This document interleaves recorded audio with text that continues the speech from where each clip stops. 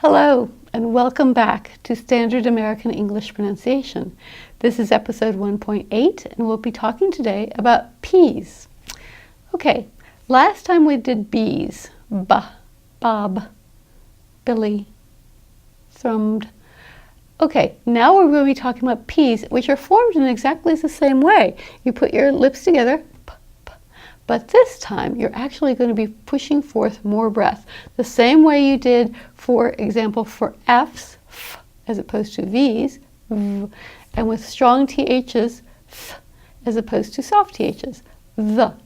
So for example, if you have the word that begins with a P, you can put a piece of paper in front of your mouth. If I say the word Bob, nothing happens. But what about if they say the word pop? Pop. You should be putting forth enough breath that the piece of paper or the Post-it you hold in front of you actually moves. So for example, posh, or puppy, empire, cup, there's a P at the end, cup. Whatever it is, there should be enough breath that you would be able to move a piece of paper held in front of your mouth. That's the important thing about making P's, and it's what distinguishes bees, Bob, from peas, pop. Here's somebody to pronounce P words for you, and then I'll come back with more information. See you. Pug, puppy, cup, posh, empire, whip, pear, floppy, cope, peer, deport, hop, path,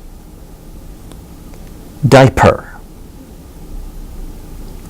creep, pole, impede, dope, puddle, hyper, pip, pit, erupt, mope, pine, lampoon, sup, pear, inappropriate, lap, pike, corruption, gap, precious, carpool, zip, pack, implode, lope, plum, zipper, crepe, perry, replace, pick up, putt, umpire, tape, piston,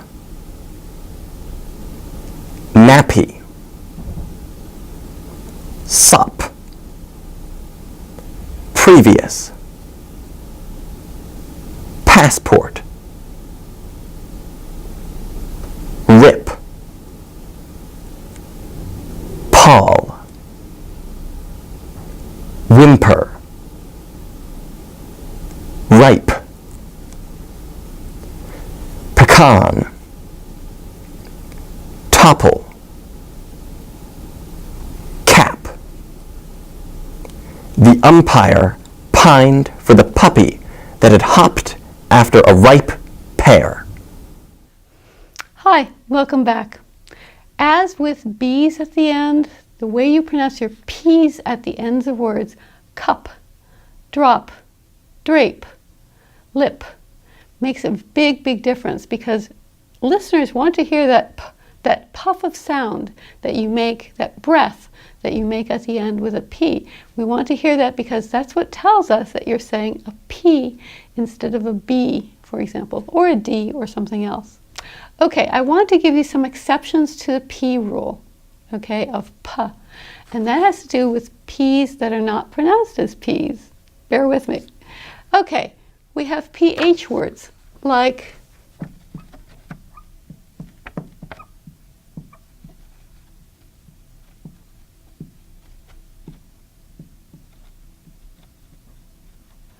philosophy, and bibliophile. There, that PH is pronounced like an F. Philosophy, bibliophile, because a PH is not pronounced as a P, P plus an H, it's pronounced as an F.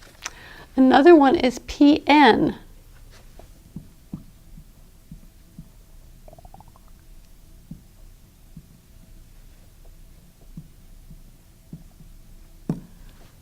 Okay, in some languages, the PN will be pronounced like P and N. So for example, in French, it would be pneumonie. Here, it's not pronounced that way.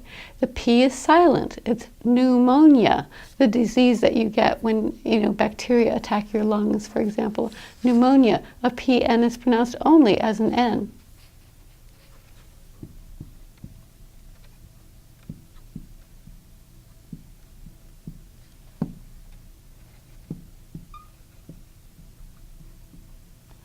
With PS, again, the P is silent. You just pronounce it as an S.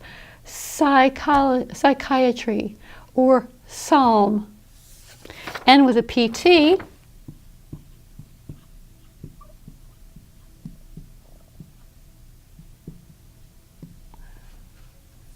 pterodactyl.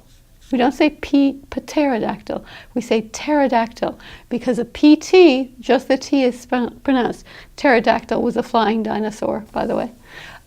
So with those, for example, the P is silent and the actual sound will be the letter that actually follows the P. Other than that, P's are pronounced very, very explosively, as you know. Pop.